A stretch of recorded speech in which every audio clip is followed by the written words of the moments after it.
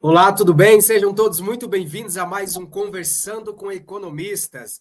Hoje o nosso convidado especial é o Marcos Eduardo de Oliveira. O Marcos é economista e ativista ambiental, delegado regional do Corecon São Paulo em Osasco, mestre em integração da América Latina pelo Programa de Estudos Latinos-Americano da Universidade de São Paulo, a USP.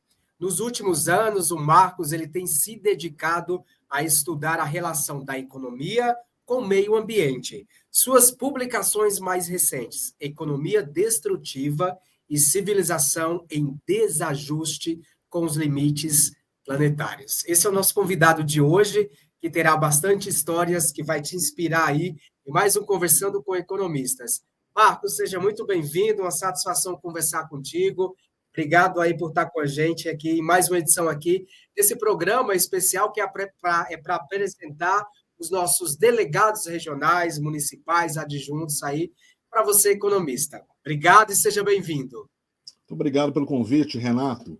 Prazer falar com o Corecon, com o público do Corecon que participa. Tenho grandes amigos aí, Pedro Afonso é um deles, Odilon, a Denise, enfim, gente boa e um prazer. Obrigado pelo convite. Uma honra. Adnil, você já tem um histórico muito positivo aqui com a gente, de participar de vários debates. O Marcos, ele é aquele convidado que Marcos, a gente está precisando de uma pessoa para falar sobre meio ambiente, algo relacionado à economia ambiental. O Marcos está sempre disponível para a gente até agradece demais. Bora lá, então, vamos começar o nosso conversando, nosso bate-papo. Primeiro, Marcos, conta para a gente a sua escolha em fazer economia. Daqui a pouquinho eu vou trazer alguns dados. O Marcos, uma curiosidade para você que está aí do outro lado, ele tem mais de 10 anos dedicado à economia com o meio ambiente. Daqui a pouquinho a gente vai trazer esse assunto, principalmente para quem quer atuar nesse segmento, nessa área da economia ambiental, economia verde. O Marcos vai explicar para a gente. Mas antes, Marcos, fala para a gente o que te fez levar a fazer economia? Olha, é interessante essa pergunta. É a segunda vez que me perguntam isso, e é curioso, né? É curioso pelo seguinte: foi através de uma frase do Ernesto Che Guevara, olha como são as coisas, né? E que me despertou para estudar economia e tentar entender algumas coisas. A frase era mais ou menos assim, abre aspas: se você treme de indignação perante uma injustiça, qualquer injustiça social, então nós somos companheiros, né? Fecha aspas.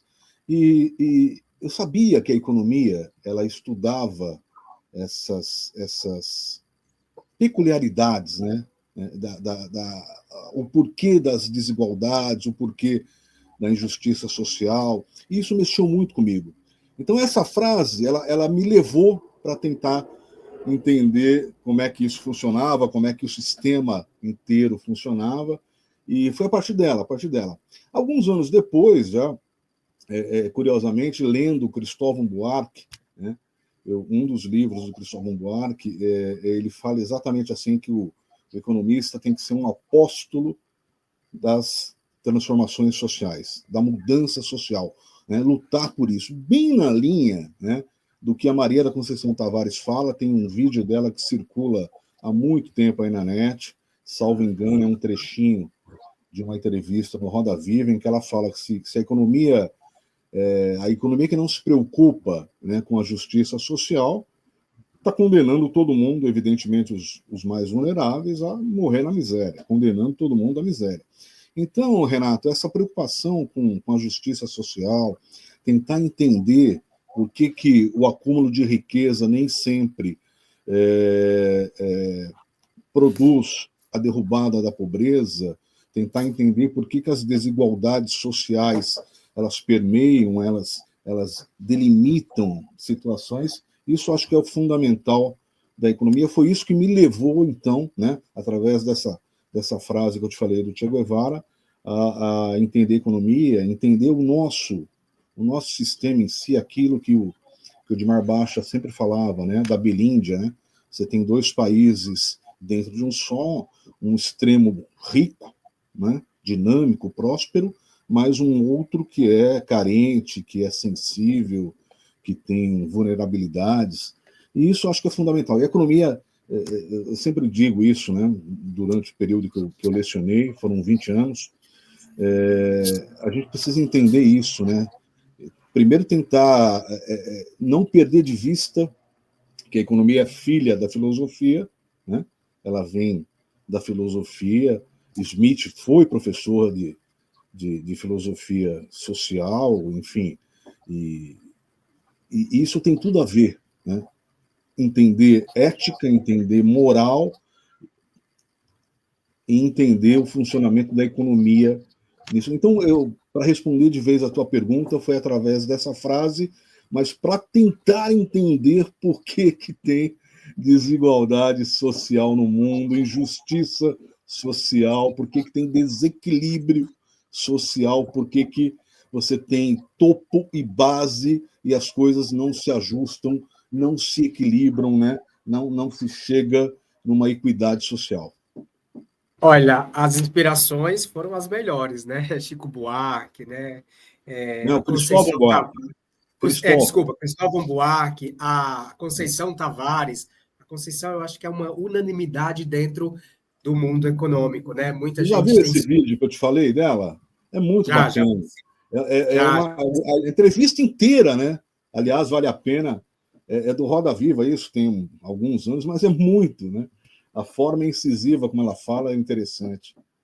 muito O bacana. curioso, o curioso é que tempos depois, não te cortando aqui, perdão, eu encontrei o Cristóvão Buarque e falei sobre isso, né? Falei sobre isso com ele, como que isso tinha de fato solidificado a minha intenção de estudar economia, de entender economia, e foi bem bacana, né? Bem bacana você encontrar os mestres que, de certa forma, foram referência para você.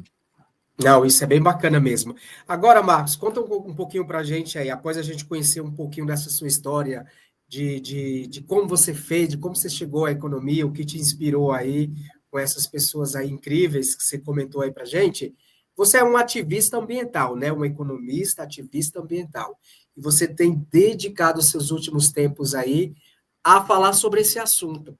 De repente, alguém aqui está nos acompanhando, tem interesse também em se aprofundar, em se especializar nessa área, quais são os caminhos aí, né? Quais são as dicas que você dá para quem quer trabalhar com esse nicho aí da economia, meio ambiente, economia verde, né? O que você fala? Fala um pouquinho aí sobre essa sua trajetória e também para quem quer seguir essa sua trilha aí também dentro da economia com o meio ambiente. Bom, bacana, maravilha. Obrigado pela pergunta e pela oportunidade.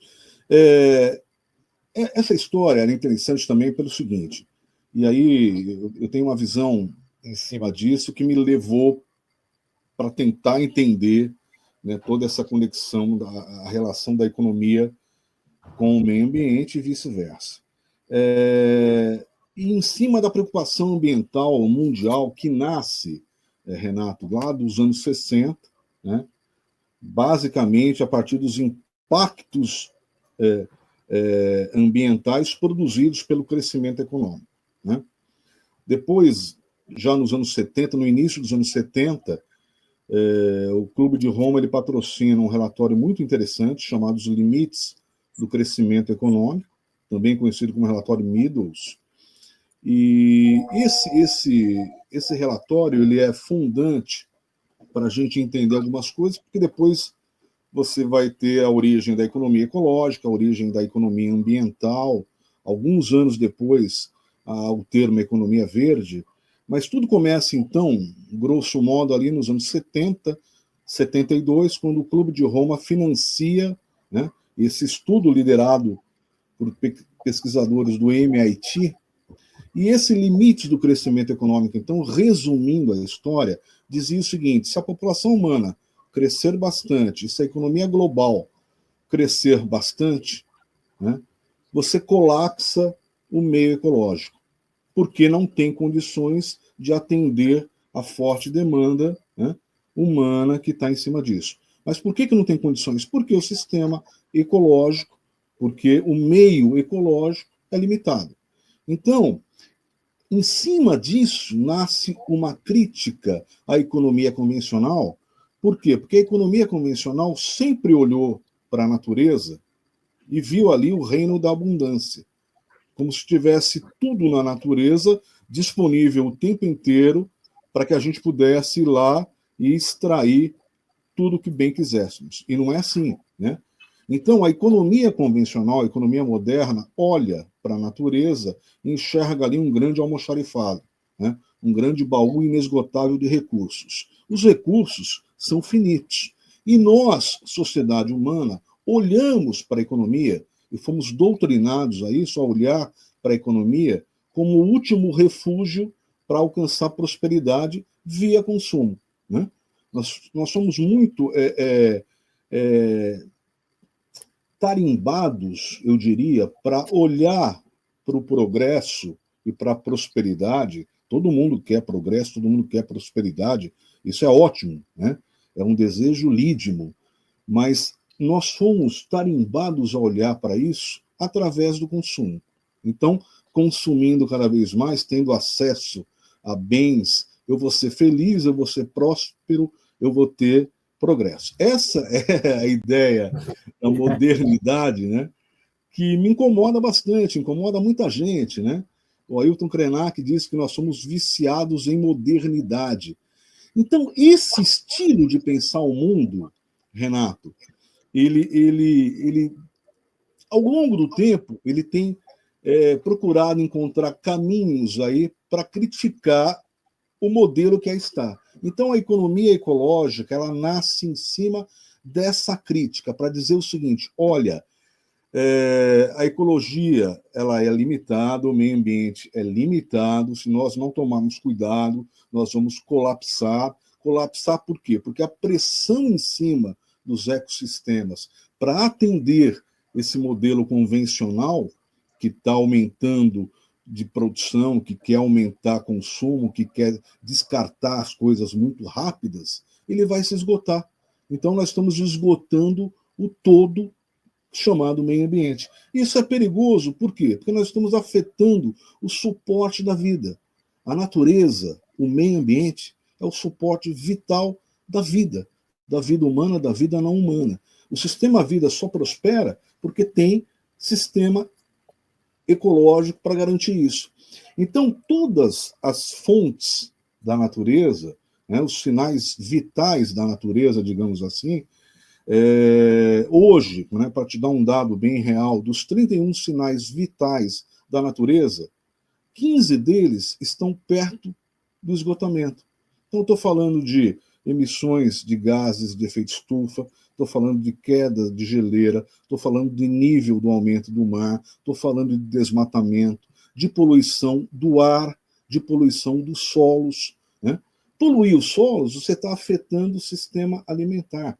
Então, veja como isso afeta a vida da humanidade inteira, né?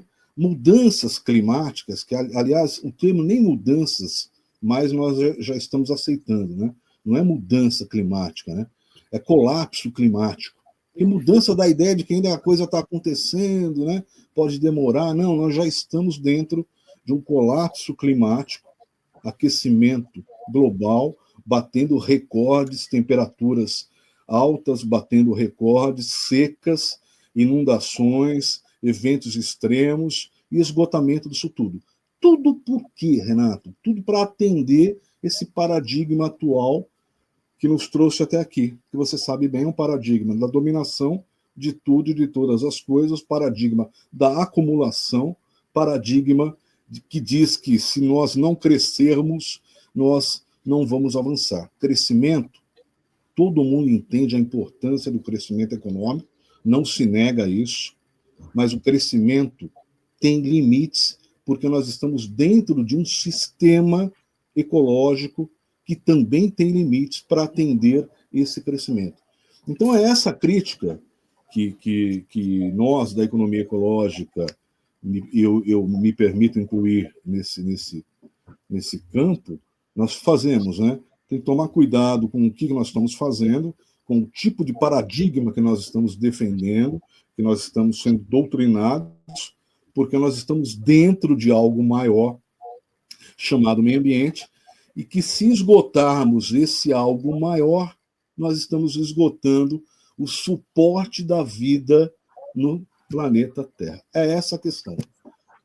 Em todo esse contexto, né, esses dados que você apresentou para a gente, qual é o papel do economista, né, que trabalha ou que quer atuar com esse segmento do meio ambiente para mudar, para tentar mudar esse paradigma, né, tentar ajudar de alguma forma, nesse contexto atual, nessa situação que nós vivemos de catástrofe, né, de deploração do meio ambiente, qual é o papel do economista que atua dentro do meio ambiente, especialmente para quem quer atuar, Marcos?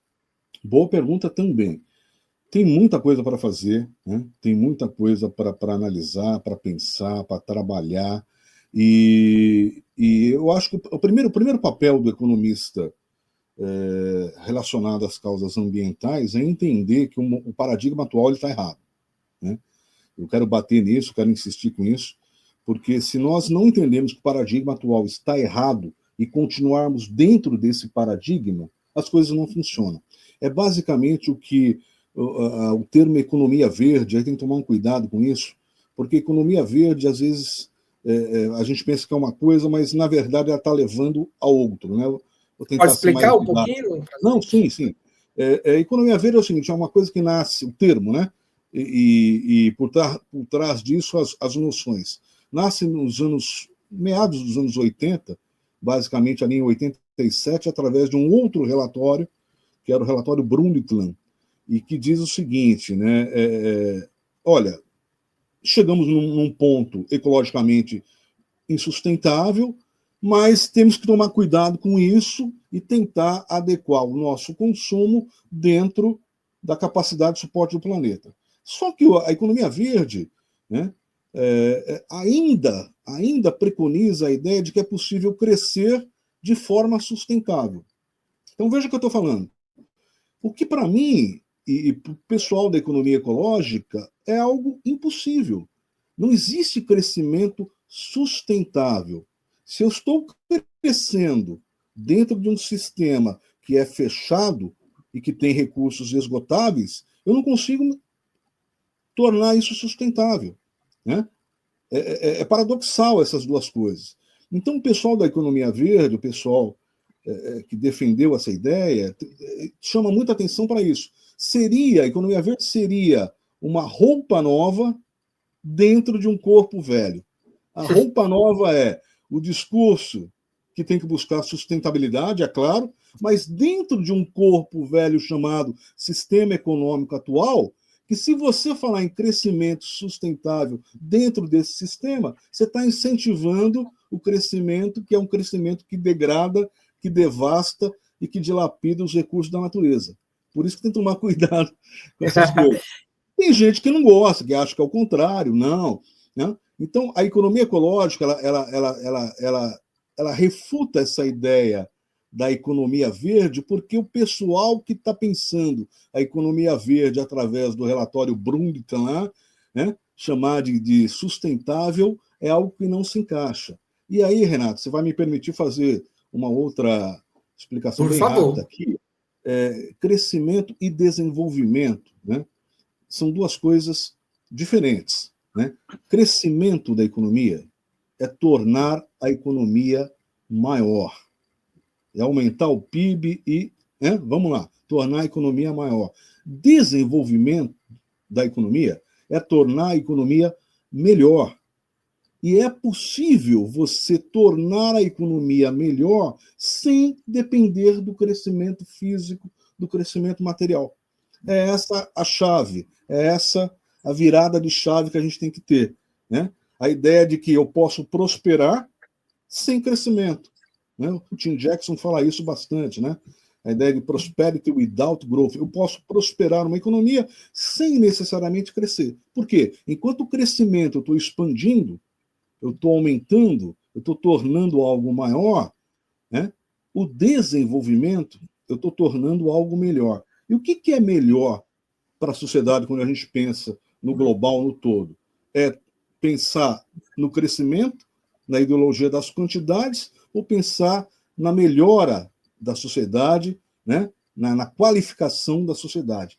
Então, crescimento sustentável, portanto, voltando para aquela ideia, é algo que é impossível de acontecer, pelo menos na visão de quem está olhando a economia ecológica pensando nisso, né? Pensando na ideia de que... Daí a ideia do estado estacionário, que alguns economistas ecológicos vão falar. Você pode parar de crescer a economia, mas não necessariamente você tem que parar de desenvolver a economia, qualificá-la. E é possível criar qualidade na economia sem depender do crescimento físico. Não sei se eu fui muito... Não, perfeito. Eu acho que assim, precisa de uma mudança totalmente de paradigmas, né? Paradigma, a Totalmente. ideia é essa, mudar o paradigma. Entender que esse paradigma atual é insustentável. E é Exatamente. insustentável por várias razões. Por várias razões. Renato, não é admissível, não é aceitável, por exemplo, que a sociedade humana ela extermine 88 bilhões de animais por ano para saciar o seu apetite. 88 bilhões de animais é 10 vezes a população mundial. Nós estamos fazendo isso todos os anos. Né? Não é admissível que nós coloquemos 14 milhões de toneladas de plástico nos oceanos todos os anos, matando 100 mil animais marinhos todos os anos, numa sociedade já plastificada, que já passou dos limites. O que eu quero dizer com isso é que nós estamos indo além dos limites. Tudo para alimentar um paradigma, alimentar um sistema que diz o seguinte: vamos produzir porque é disso que a sociedade precisa, é disso que a vida depende. Será? Né? É isso que... Aquilo que o Ladislau fala bem, né? Você conhece bem, você já... Conheço demais. Isso, o Ladislau fala isso com muita propriedade, né? Não é aceitável, não é admissível, né, irmos além da capacidade de suporte do planeta. Por isso que a crise ecológica, se me permita aqui falar mais uma coisinha rápida, nós temos que olhar a crise ecológica, penso eu, né, entendendo que é um rotundo fracasso civilizacional. A crise ecológica e o sistema de economia atual são os responsáveis pelo colapso ecológico. Eu penso... Muito bem. Vamos falar agora sobre suas obras, sobre seus livros, né? Como eu mencionei no início, você tem como publicações mais recentes Economia Destrutiva e Civilização em Desajuste com os Limites Planetários. Aí eu separei aqui um trechinho que eu queria que você comentasse um pouquinho. Se você tiver um dos livros aí quiser apresentar para a gente aí no vídeo, por favor, pode Sim. mostrar aí Deixa eu pegar para o pessoal aqui. conhecer Na verdade, o livro que você citou é esse. Isso, a civilização com desajuste com os limites planetários. É, isso. Esse livro Em é de 2000. Oi? relação só um momentinho, em relação a esse livro da Civilização em Risco, eu separei um trechinho aqui que eu queria que você comentasse e você falasse um pouquinho do livro também, né? Eu acho que E é é uma esse daqui. Esse é o atual. Esse é o atual, isso. É uma reflexão profunda sobre o impacto devastador das ações humanas no meio ambiente, que é tudo isso que nós estávamos falando agora há pouco aqui nesse nosso bate-papo. Mas eu queria que você falasse um pouquinho de cada livro, como foi chegar ao enredo, contar, mostrar a sua opinião, e também, eu acho que a gente tem um spoiler, né? Tá vindo um novo por aí, correto? Tá vindo, tá vindo. Tá vindo Tá novo, tá vindo vindo algo novo. aí. Mas vamos lá, vamos falar sobre esses Isso, dois então, livros aí, Marcos. os dois livros, esse livro saiu em julho agora, né, pela editora Jaguatirica, lá do Rio, e a ideia é o seguinte, eu vou tentar ser bem lacônico aqui no meu comentário, tentar mostrar, esse livro tenta mostrar que o nosso modo de vida não tem futuro. Nosso modo de vida consumista. Quando eu falo nosso, eu estou falando da sociedade humana inteira, tá? É claro que o padrão de consumo do norte global, né, 20% da humanidade, é diferente do que acontece aqui na parte baixa do planeta, no sul do planeta, com 80% da população. Né? Estou falando, então, dos 20% da humanidade ali que consome em excesso. Né? Tanto é verdade que se você pegar uma pessoa dentre o 1% mais rico do planeta, mais bilionário do planeta, você vai descobrir que são 100 vezes maiores as emissões per capita desse indivíduo do que comparado com alguém que está dentro dos 50% mais pobres. Então, tem que tomar cuidado com isso. Então, quando eu falo nosso modo de vida, eu estou falando da classe elevada, né, lá do norte global, que consome em excesso, que acha que o mundo vai acabar amanhã e por isso consome exageradamente. Então, a civilização em risco, Renato, bate nisso, né? Bate nessa linha, dizendo que esse nosso modo de vida, aliado à economia linear, a economia que extrai, que consome, que produz e que descarta, não tem futuro, é insustentável, nós chegamos num ponto ecologicamente insustentável que nós estamos batendo nos pontos de não retorno.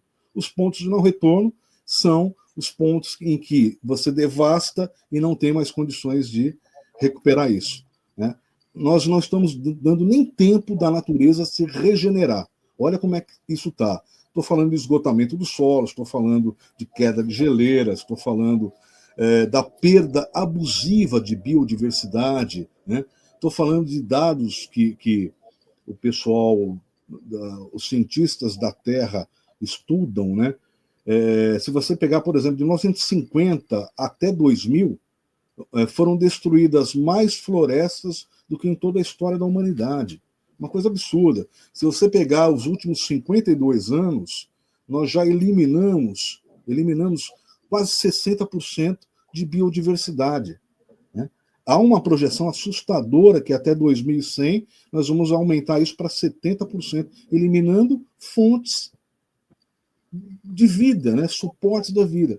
Então, esses dois livros, tanto A Civilização em Desajuste com os Limites Planetários, quanto A Civilização em Risco, eu estou tentando mostrar que a humanidade está na contramão do equilíbrio ecológico. Cada vez que nós avançamos com esse paradigma, repito, de dominação, paradigma de aumento produtivo e de descarte cada vez mais crescente, nós estamos afetando o todo é o meio ambiente, e ao afetar o todo, o meio ambiente, dado o estilo de vida da sociedade humana, nós estamos colapsando.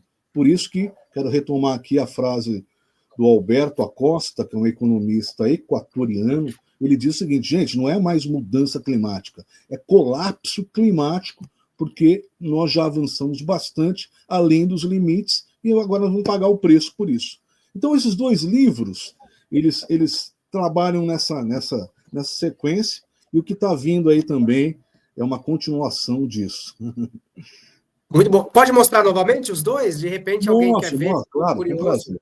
Por Esse favor, daqui pode é de mostrar. 2018, Civilização em Desajuste com os Limites Planetários, saiu pela CRV, lá de Curitiba.